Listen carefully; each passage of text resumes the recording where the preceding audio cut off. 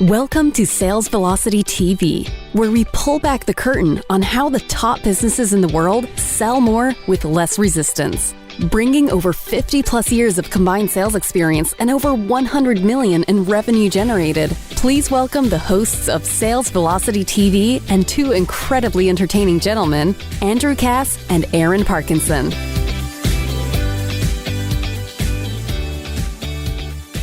Hey everybody, welcome to another episode of Sales Velocity TV and Radio. I'm Andrew, that's Aaron, and we're talking about authenticity in marketing today, which Aaron could not come at a more opportune, more timely time with the incredible breakdown in authenticity in, I guess, the media, in branding, within companies, political leaders, thought leaders, influencers. It's really tough to figure out who's the real deal today. And I think authenticity is about who's the real deal and who's showing up and delivering real information that is real impactful. And that is the topic of today. And we're gonna do something a little bit different today. We're gonna share with you examples of leaders, thought leaders, CEOs, politicians, influencers who are absolutely killing it in business because of the level of authenticity and realness that they bring to the table. Yeah, I think it's going to be an interesting topic for today, and I want to make sure that we set the foundation for it, right? And where the foundation of this show came from this week was we were working with a client, and we were basically creating their social media content strategy with them. Mm-hmm. And this lady, she's British, very outspoken, very opinionated. She said, I tend to ruffle feathers. I tend to swear fairly often. Like, where should I tone this down? Should I tone this down and come right into the middle when I'm making this kind of content? And I said, absolutely not. The more authentic you are, the faster your following will grow, the more they will be interested in what you're offering, and you'll create a completely different type of customer. And the foundation for the show, when you're doing marketing for your business, the reality is that most industries, and I think you would agree, Andrew, they have very few outliers as far as coming into the market with something completely unique. Yep. Right? And we have lots of people, as members of our software, Pipeline Pro is the example, where we have a lot of financial planners. We have a lot of insurance agents. We have a lot of agencies. We have there's a lot of trends, right? And so they tend to deliver a lot of similar services, right? So then where I think a lot of them drop the ball is they tend to try to just market on the merits of their features and benefits alone versus adding personality, a personality, an authentic, opinionated leader to their business, right? Because if you get this and you understand it at its core, people do business with people. And more importantly, they do business with people that they believe are essentially in the same tribe, right? We look at human evolution, right? We tended to surround ourselves with people like us from a tribal system because we felt safe, we felt protected, we felt like we could get things done, we could progress. So this is something that's actually hardwired into humans, is to do business with people who are like ourselves, right? And I think an extension of that, and that share the same philosophies and belief system as us. It's not just about likability. It's about they get me, I get them. We're on the same page. We have the same philosophies. We see things the same way. That's how you resonate with your customers. And I think a lot of business owners today are afraid to really let the public or the audience know who they really are. We have some great examples here in a minute, by the way, of people doing it right now and just letting it all hang out. And because they're afraid of alienating or picking fights with some. But the best business models we've seen, and we're going to share probably Of our list of 7, 2 or 3 of them, it has exponentially exploded the business because of the fact that they are so real and so authentic, and they speak their minds probably more than anybody even says that they should. And that's what brings a rabid tribe to them. But it will absolutely alienate some. And if you're a business owner, entrepreneur, thought leader, and you are trying to please everybody and you're trying to not alienate anybody, you're going to have a very small following, unfortunately. And that's the key, the nature right? of the beast. And I reference, if you want to go more in depth on this, I reference Simon Sinek's Start With Why TED Talk a lot on this show. Is he said, facts and figures are cerebrum, right? When we talk about our features and benefits of our business, they're cerebrum. When we talk about the why I'm doing this, who it's for, what I'm trying to accomplish, what the business stands for, then we move from cerebrum to limbic system. And limbic system is actually where buying comes from. It's where gut feeling comes from. It's where tribalness comes from. It's where trust comes from, right? So when we see people being authentic and voicing their opinions on things, we automatically trust them more if we have the same belief systems. And then it becomes less about a transactional purchase and more about a tribal purchase. And the difference between trying to market to everybody and trying to market to people who believe what you believe impacts the bottom line so heavily, because when you can actually create a rabid customer list that is more tribal, they will come back to you and buy way more often, and your lifetime value will be way higher than somebody who comes for a transactional purchase. Here's the extension of that. They won't shop you. They won't compare you. They won't price shop you. They won't look for better deals because you're the deal. You're the real deal. And authenticity in marketing is all about being real, not being afraid, not living in fear of offending someone, letting it all hang out, not trying to be politically correct all the time. And you are going to gain the audience that sticks with you the longest versus the audience that comes and goes. And that's the key to today. And we're going to talk about, I think the first big name that we want to talk about, you brought this up this morning when we were preparing for the show, is Elon Musk.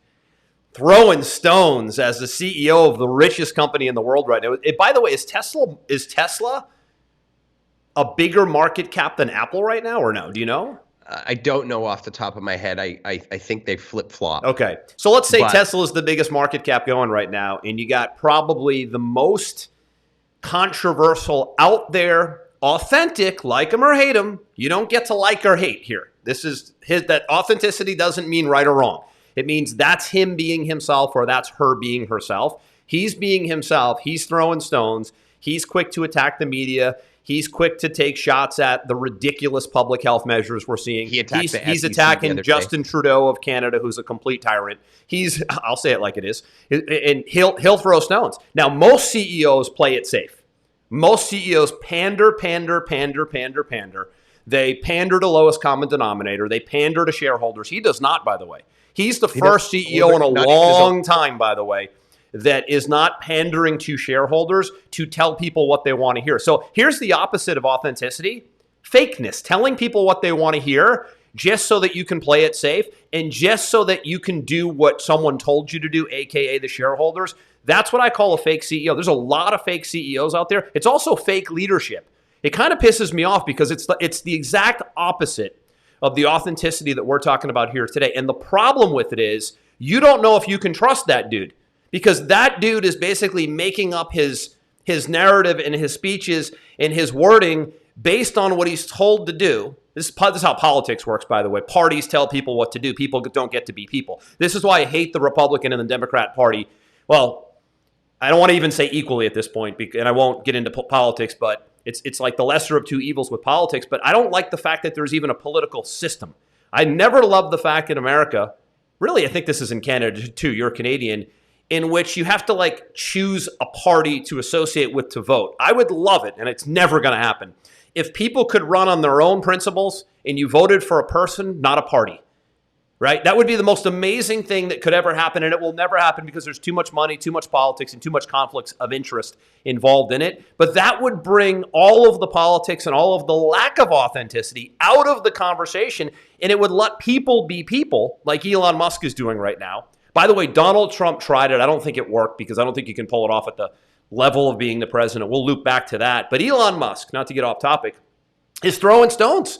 And I don't think he's taking a lot of heat from his shareholders, Aaron.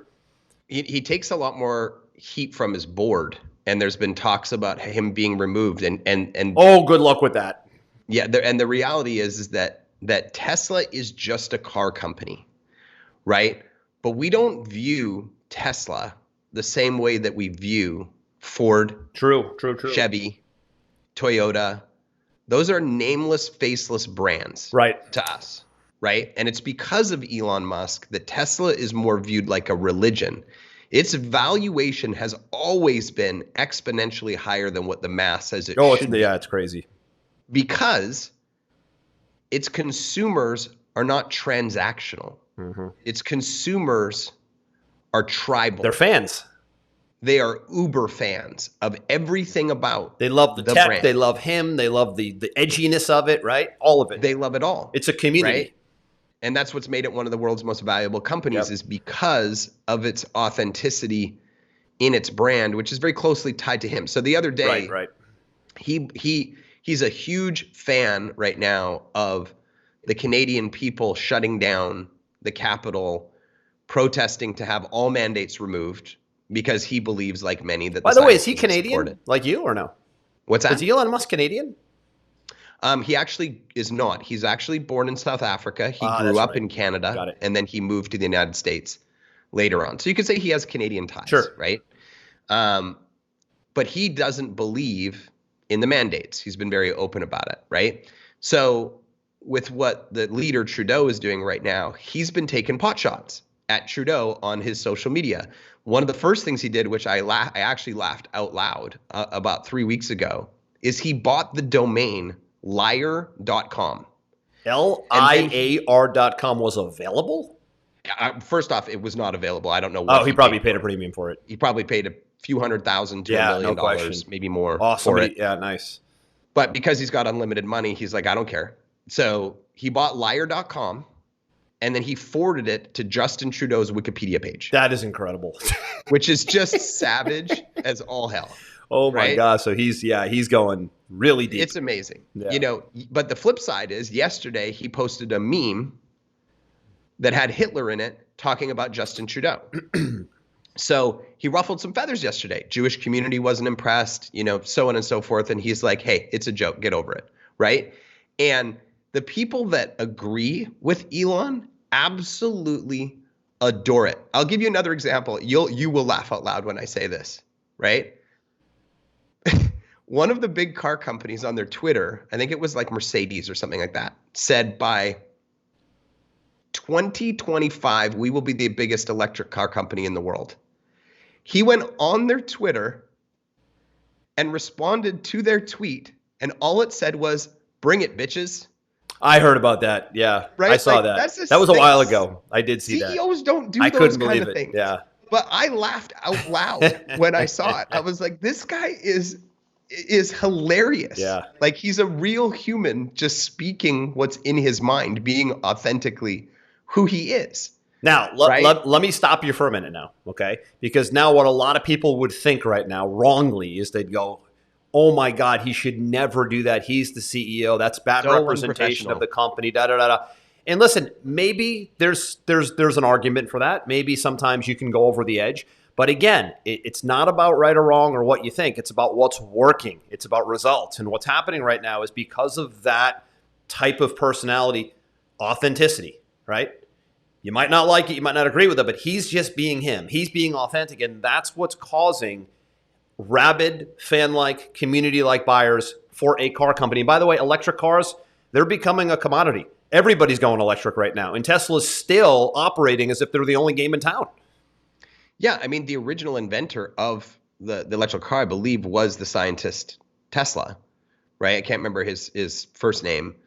But electric cars have been around since the early 1900s, right? But I mean, they really set the tone, right? And now you're seeing BMW and Audi and all the big names are going electric. He made it cool. Yeah, exactly. He made electric cars cool. Right. Even the design of the Cybertruck, I look at it, I hate it.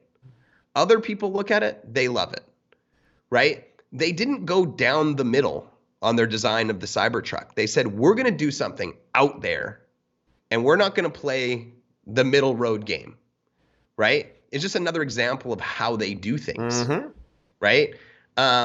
He's a great example of just being authentic has skyrocketed the value of the Tesla brand, and obviously his wealth corresponds with it. Yep, and I gotta believe that Tesla is still gonna do well. If Elon Musk was a quiet, I'll do whatever my shareholders say and be fake CEO, I still think Tesla would do well, but they wouldn't do this well, and that's the key. I don't think they'd be anywhere close. You don't think anywhere close, really? Wow. Right now, no, not Interesting. anywhere close. So then what you're saying is that because of a really out there, authentic personality, chirping, talking, throwing shots, Tesla's actually making way more money as a result of the personality. That's the point of the show then. This is a sales show. If we can show you things that can help you make more money, make more sales, but ultimately have more committed long-term buyers, that's the key to stability long-term, right? Then this is it, right? Tell me the name of one CEO of any other major car company. I can't. Of course you can't. Because they're playing the safe game. Playing it safe. Right? Being all politically correct, saying things they don't really mean to appease a certain part of the population. It's like a playbook. It's so obvious. Right. And guess what?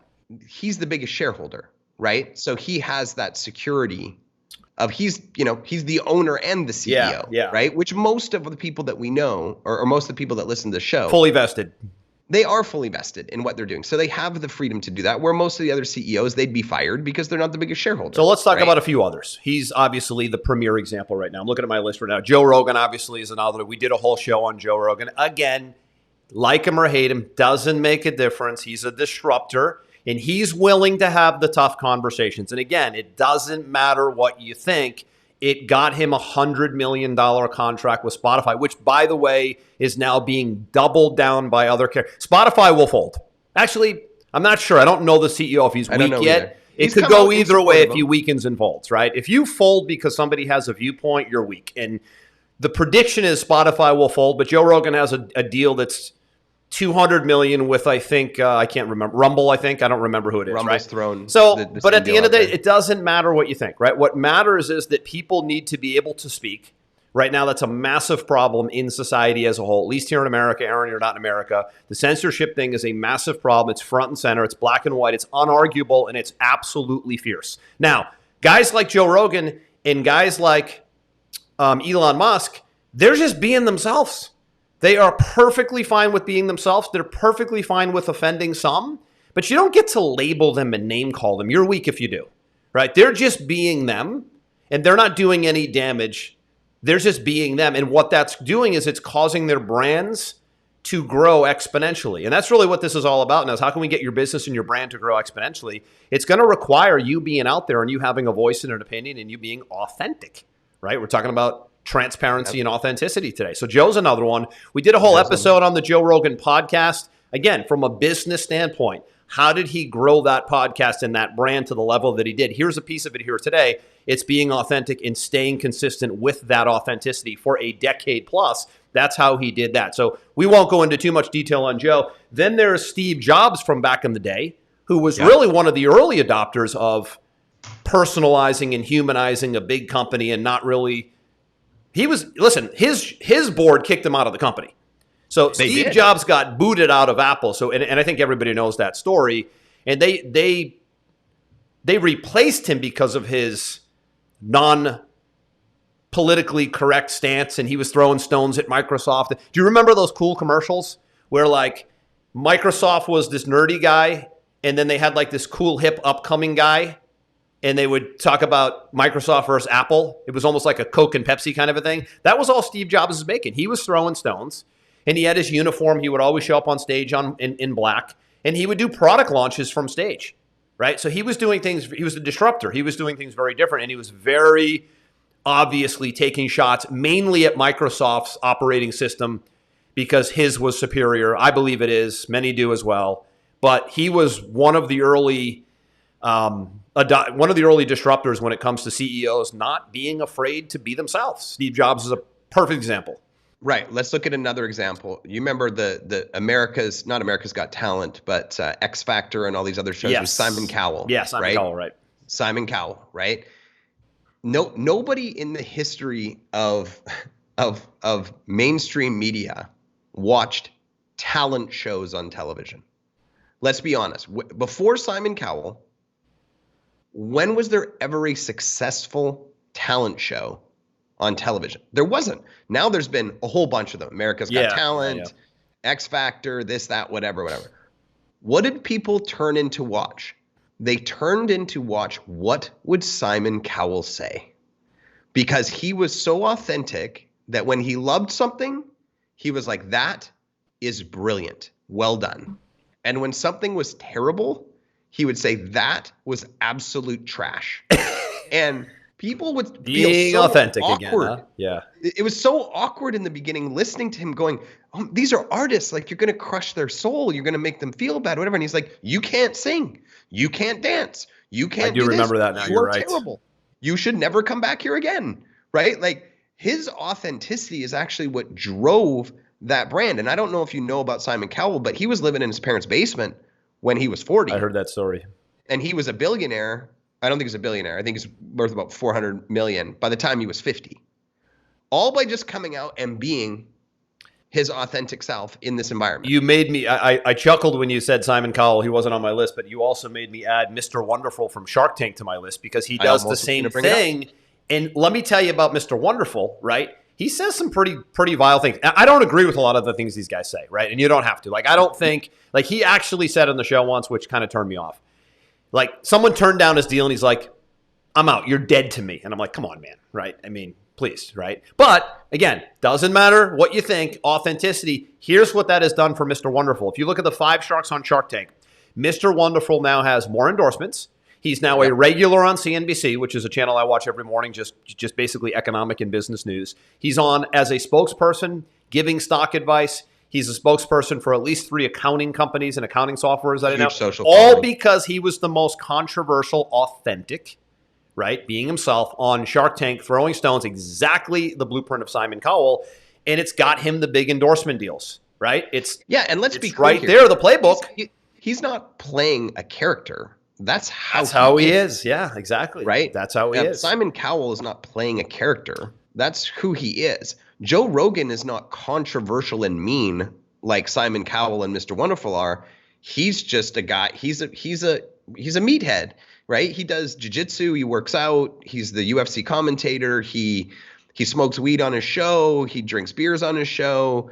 You know, but he's really good at just being open-minded and asking questions. That's it. Right? Because he's an inquisitive guy. Yep. Right? So he's not. And by the way, Joe Rogan took a complete phony bad rap. Joe Rogan is not anyone's issue that has an issue with Joe Rogan. The issue from the media and from the big pharma tyrants is that Joe Rogan asked the tough questions that were not addressed early on when it came to this whole pandemic and the vaccine situation. He brought real doctors on who are frontline, dealing with patients, part of the manufacturing process. And all they did was share their concerns about efficacy, testing, transparency, labeling, marketing, do no harm. All he did was ask questions. He does, if you watch it closely, he doesn't take stances. He just says, hey, this is something that's concerning me. What do you think? Why is this happening? Should this be happening? What is the solution to fix it? So don't let the media fool you with their little gaslighting that Joe Rogan's the problem. They're petrified of the doctors who spoke up and shared information that should have long been shared with the public, just from an ethical standpoint. So Joe Rogan isn't the issue, not to divert here by any means. It's his guests that if you have issues with his guests, go get them on a show. Go hear their side. Go have a conversation. Go have a debate. That's how the world works. Otherwise, it's propaganda. Yeah, I couldn't agree with you more. Let's look at another one. You got another one? We've got Dr. Jaquish. So we talk about this one a lot. I'm a big fan of Dr. John Jaquish, who is the inventor of the only fitness equipment I even use today for now a year and a half, called the X3 bar, which is really revolutionary. It's a heavy load variable resistance band system. Aaron, you use it periodically. I recommended it to you. I've been using it for 16 or 17 months, which means I don't do weights anymore. I do only these heavy loaded variable resistance bands with a titanium bar. And it's gotten me into the best shape of my life at 48, lowest body fat level I've ever had, highest muscle mass level I've ever had, immune system like a rock. Really got me in good overall condition, not just from a muscle standpoint, but from an overall metabolic health standpoint. Now, what did he do? He basically launched a book. And here, this will kill you. You already know the name of the book, so you won't laugh. But if you're hearing this for the first time, it will. If this isn't a pattern interrupt in a stone throw, I don't know what is. Why weightlifting is a waste of time. Title of the book. I was pissed off when I saw it. I'm in the gym since 14, so as I'm his audience. I'm a rabid weightlifter, never stopped strength training since I'm 14, never really took a lot of time off. It's just part of who I am and what I do. And I'm like, wait a minute. So the weak mind would go, F him, insult him, screw him, I'm mad, I'm angry, I'm sad, and not read it. The inquisitive mind goes, what does he mean? And who is he? And he's a PhD scientist. He worked with Tony Robbins. They created the OsteoPro machine, which healed osteoporosis essentially in a clinic level. Like, why is he saying this? It's like kind of my feeling now with this whole censorship thing, Aaron, when I'm seeing like really high credential doctors and nutritionists being censored around the public health thing. I'm not going, all right, good, they should be censored. I'm going, why are they censored? What are they saying? Is there merit for them being, I don't think there's merit for anybody being censored, but are they really causing problems, or are they saying things that we should know? So same thing here. Read the book, watched a bunch of the videos, 200 plus third-party scientific peer-reviewed examples of how variable resistance training is superior to weight training on muscle gain, more so injury prevention, less on the joints, right? But what does he do? He absolutely annihilates weight trainer. He absolutely annihilates personal trainers. He actually goes crazy. Big Facebook presence, huge Facebook group, fights all the time, kicking people out. Anybody says anything that goes against his thought process, or if they start like trying to attack his company, he's like, sorry, you're not fit for this community, you're out. Boots him out publicly. But again, controversy, authenticity, wasn't trying to play it safe, wasn't trying to make all the personal trainers like him, was going after strength and conditioning programs. Talking about how they should be using this over weights. I mean, this is what Tom Brady's been doing for years, which is why he played till 44, which a lot of people don't know. He's a big user of this system, but he can't talk about it publicly because he doesn't have a deal. So it's all there, right? The blueprint is there. This guy's done a great job. You can just go Google X3 bar or Dr. John Jaquish. And, he just recently, I live in Miami, he just got the Miami Heat all in. I don't know if I told you this, Aaron. The Miami Heat removed all the weights from their weight room. The Miami Heat had John come in for weeks and retool the whole weight training program. The Miami Heat they have a weight room, they have a they have a training center with no longer any weights, no dumbbells, barbells, nothing. It's all X3 systems now. So every single Miami Heat player is now training with this X3 bar variable resistance system, and he's working with a lot of NFL athletes and a lot of different players, and just keeps going, keeps getting the celebrities, keeps talking crap about weights, keeps talking shit about how everybody has it backwards. And the company is so profitable right now and has so many rabid fans. It's incredible. It's the same formula that we're talking about here. Steve Jobs did it. Elon Musk is doing it, right? Look at Dave Asprey. Dave Asprey's doing it, which we'll talk about next, right? So, they're not, and here's the thing that we'll probably never know, but at least I think, is they're not out there like acting and pretending and playing like, hey, I'm going to go like be fake and throw stones. Like, this is how you can. We don't know for sure, but it seems like this is how they really feel.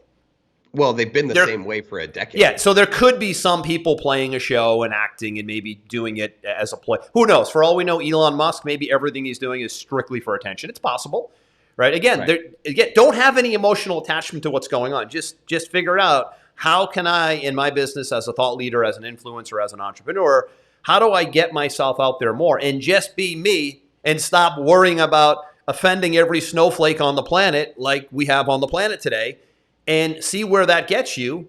Yes, you'll lose some, but you'll gain more and you'll have them longer.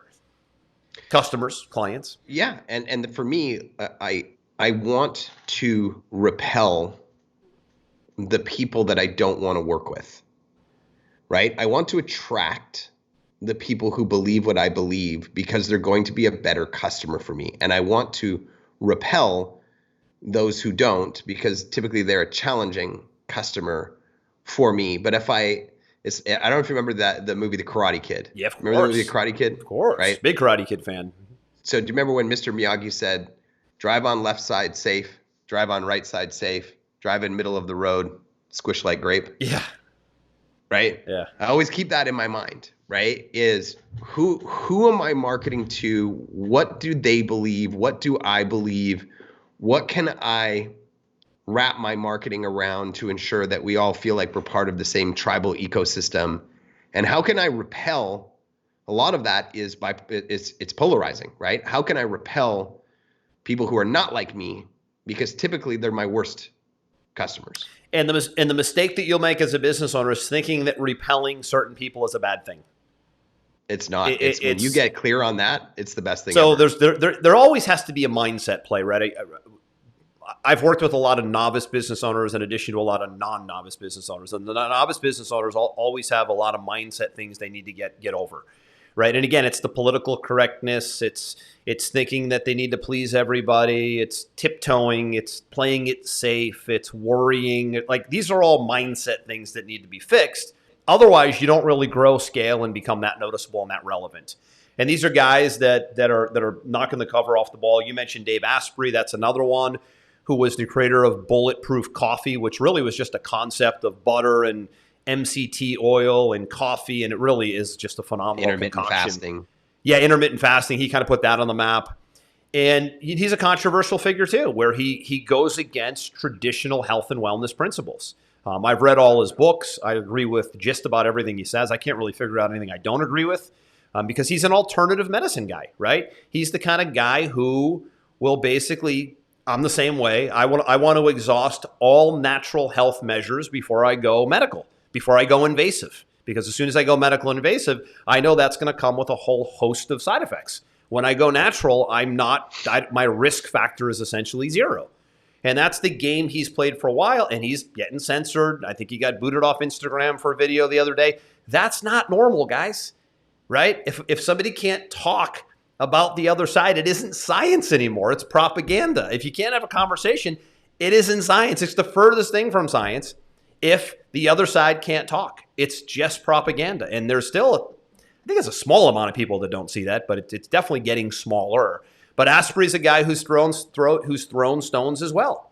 The other one you mentioned is Jordan Peterson. I hear a lot about him lately. I don't know him that well, but he's a guy that is really getting some traction right now. He's outspoken about big corporations and climate change and all this stuff. I don't know him as well as I think you do.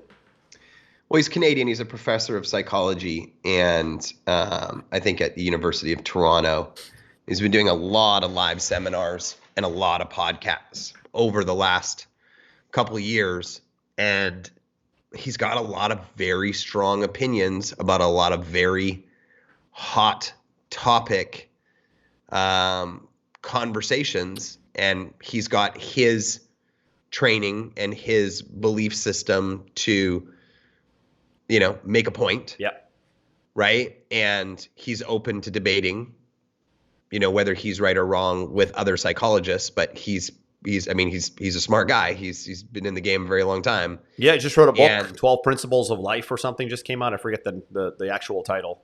All over the bookshelves. And this is a guy who's a psychologist teaching at a school, and he's filling stadiums with 10,000 He was in Miami. I had two friends invite me to go see him in Miami live. It was like on a Monday night. I wasn't available. Two different friends invited me to go see Jordan Peterson. I'm like, I keep hearing this name. I don't know him that well, but I'll look into him.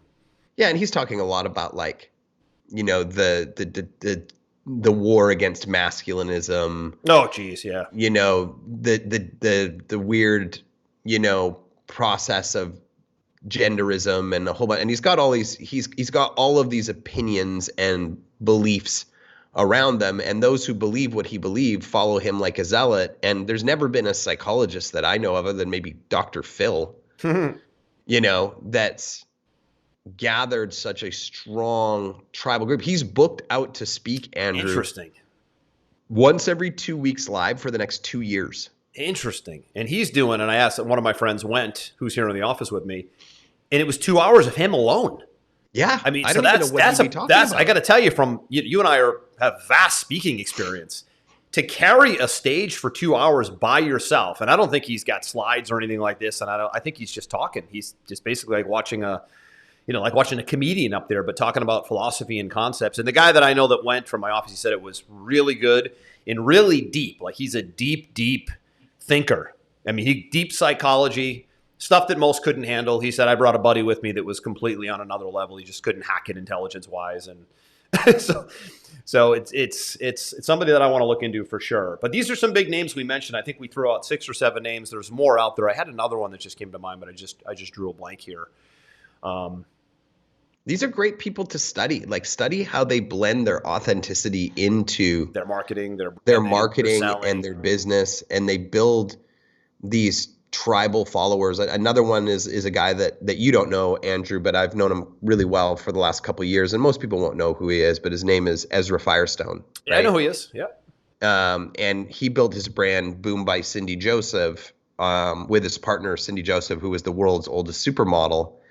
And they just came into the space basically saying, and he does a much better job of explaining it than I do, that women over 50 are not ugly, right? And I don't think women over 50 are ugly, but there's this perception amongst society on women and men that after 50, like, women just aren't attractive anymore. And his whole brand was Cindy being the world's oldest supermodel, and the content that they produced, both visually and emotionally, and the copy and the whatever, was they challenged the belief system that women over 50 can't be beautiful, right? And so they were very authentic in their messaging. And you talk about a difficult industry to crack. We're talking about skin cream. Competition is brutal. Oh my gosh, skin cream is like one of the most oversaturated marketplaces on the planet, right? And I think he just exited Boom last year. And I think the valuation was somewhere close to 50 million on something that he started 5 years earlier. It's an interesting concept because if you look at that approach, that was a different approach. It wasn't a stone throwing approach. It was more of a hopeful approach, right? But same thing. It's still controversy because who would think that I can still look attractive over 50? Man, that got my attention, right? So really at the end of the day, it's a sales show. How do you get more attention? You're going to do it by humanizing your sales process, which we talk about quite a bit. And how do you do that? You be yourself. You get out there. You let your personality show. You're not afraid to throw stones. You're not afraid to offend someone. Heck, at least in America, I don't know if this is the case around the world, Aaron. You're as close to America as I guess you can be because you have so many American friends and companies and kind of everything goes down here, but you're off skating around being a resident of America. But we have become outright a snowflake nation. Everybody's offended by everything. Nobody likes to speak up anymore. You're either against this. You get called a racist if you look at someone the wrong way. You get called I don't even know some of the names. What's the masochist or? Here's the thing. You just everything's labels now. Like if you be yourself, you get labeled, and it's just like God, just chill, right? I think that grow up. Andy Andrews is one of my favorite authors of all time. He spoke at one of our events back in the day. That's right. Yeah. He wrote a book called The Traveler's Gift, which is my favorite book ever. If you've never read that book and you're listening to the show, go buy it. You'll thank me later. It's called The Traveler's Gift, and it is great, and we're going to put it in the show notes. Perfect. He said that the world is so starved for leadership that you could light yourself on fire and walk down the street and people would follow you just to watch you burn. Oh, and it's one of those quotes I could never get out of my head, right? Yeah. Is that there's this perception now because of how I think intermingled the media is and how it's wielded like a weapon. Yeah, for sure. That nobody wants to hear anybody's real opinion. When I actually think it's completely the opposite. I think everybody's starving to hear authentic opinions. We just believe that nobody does because the media is trying to brainwash us into this concept. And the reality is when we see personality-driven businesses, they almost always outperform. Well, we can loop back to how we started the show as we end the show, right? What are 2 examples of what you just said? Elon Musk and Joe Rogan. They are 2 examples of, and all you need to do is look at the stats, right? At the end of the day, we're math guys. We look at data, we look at stats. If you look at and I pulled this up on a previous show. In fact, it was the show that we did the Joe Rogan podcast dissection. 4x multiple viewership, the Joe Rogan Experience, than the highest rated primetime TV talk show, which at this time is Tucker Carlson's on Fox News. He beat it by, it was 11 million viewers versus 4.6 million viewers, and everybody else was down in the ones and the twos, right? Yep. So again, that's just math. That's not opinion, that's just math. And this is a show about what works, what gets results. That's just math. Same with Elon Musk. The highest market cap of any company in the world. He's now the richest guy in the world. And you think he doesn't get there without being a really out front, heavy, controversial guy. I think the brand still does well. You think it doesn't do anywhere near as well if he's not the personality he is. There's no chance. There's two perfect and we'll examples. end with like one last thing from him, and then we'll wrap up the show today. He was having a Twitter battle with Bernie Sanders. Oh, I caught that too. That was priceless. Right? And Bernie was saying some things, and he was like joking back and forth with them. And then I think it was, I can't remember what foundation it was, came out and they took a shot at him. And they said, these billionaires have so much money. If they just donated $5 billion total, we could end world hunger. And he said, okay, I don't believe you. Show me the math that we could end world hunger. Crickets. Show me a proper P&L breakdown that we can end world hunger with $5 billion. There was no response back. Standard. Shocker. But here's the thing. 2 weeks ago, he liquidated $5.6 billion of his Tesla shares and donated it to an unknown charity. I think it's going to be released in the next week or so. I think he may have donated it to a World Hunger Foundation because he said, if you can show me on paper your plan, I will write the check today. And everybody said, he's just full of shit. When you start asking politicians to provide data and to provide proof, good luck. Right. That was a crickets question, but yet he still delivered. Somebody may have, because if you look at SEC filings, he just liquidated $5 billion worth of shares and donated it to charity. Awesome. Which is insane. Which is great. Absolutely amazing to see. Now, will that solve the world hunger problem like Bernie Sanders said? Bernie Sanders, big propaganda machine, by the way. Right there, that's propaganda in the making. He's basically saying that this would solve world hunger. That's quite a statement to make without any backing, without any data to back it. But that's typical political speak, right? But here's the thing. Like, this guy said, if you can show me, I'll write the check. He shows him nothing. He just wrote a check. I mean, and you got a guy who's capable of writing a check. Why not show him like the next day? Talk about authentic, and go and have a look and see how much media coverage that's getting right now. Yeah, it's almost next to nothing. It's probably the world's largest charitable donation in history. But his fans know, and that's what matters. Yeah. Last thing I'll say is Trump tried to pull this in office with the tweeting and this, and he tried. Listen, I always say, and I didn't even vote in the last election. I try to stay as independent as I can. Trump, I always say, was the right idea but the wrong guy. Meaning non-politician, business owner, someone who's built companies, somebody who's been in the game, somebody who has come from Main Street, not legal law school, never worked a day in their life, politics, cushy salaries their whole life. So that was a good idea. And I think that opens the door down the road for more good ideas. But I don't know that throwing stones and fighting with the media, I should say, I don't know. I know for a fact it doesn't work. Throwing stones, tweeting, fighting with the media, picking fights with the other side, and not being more of a uniter, I think it backfired for Trump, and I think it's why he didn't get elected again. I do too, but you could look at his fan base. His fan base is very rabid, it's very loyal. That's politics. So from a business, rabid follower, community, fan base, he's got that, and I think it works unbelievable in business. But when you get to the highest office in the land, I think it's great that you be yourself. But you're going to have to take a step back at times and be a uniter before you be yourself too much, right? There's a fine line that he didn't know how to play. He at that role and in that job, you're right. Uniter is the right word. He was a little bit too antagonistic, too volatile, too emotional, and it backfired. And it backfired because had he come to the middle and still been authentic, right? Purpose of the show. Still been authentic. And I love some things that he did. Nobody called out China and some of the bad trade deals like Trump did, right? Nobody shored up law and order like Trump did, right? Like him or hate him. You just got to look at the results of stuff like that. But too much picking of the fight. Like you said, if he came to the middle more and actually demonstrated some of that. So instead of the Middle East was something else. The relations that were mended in the Middle East under Trump were people they don't see it because they're too political. He did a really good job with that as well. But if he actually demonstrated to the other side, here's what I've done. Here's how I've mended fences. Here's how I'm uniting. Here's how I'm bringing the country together. It would have been a blowout in the second round.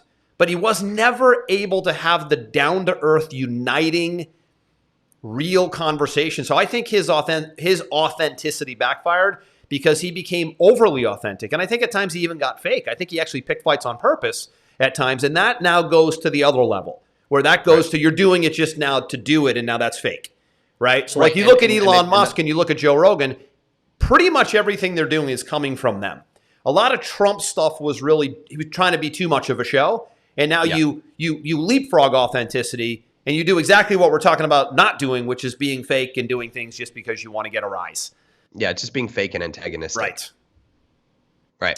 Let's wrap it up there. All right, man. Good one today. Authenticity in marketing. We're not suggesting that you go out there and just start whipping stones at people. We're just basically challenging you to be you, to stand for what you believe in, to lead by example and not be afraid of offending everybody who looks at you the wrong way. Just be yourself, be your brand, do what you do, be you, do you. And I think you'll see a massive difference in your following, in your loyalty, repeat buyers, referrals, right? But just, again, don't think you're going to please everybody. You will offend some along the way when you get out there and you speak your mind and you do you and you do your philosophy. So good one here today. I'm Andrew. That's Aaron. We will see you on the next episode. Sales Velocity TV and radio, all past episodes, all replays, all podcast information is at salesvelocitytv.com. See you next time. We hope you enjoyed this episode. Sales Velocity TV is powered by Pipeline Pro, the ultimate all-in-one sales pipeline management and marketing automation platform that makes all others obsolete. And we can prove it. Take a tour at gopipelinePro.com. See you on the next episode.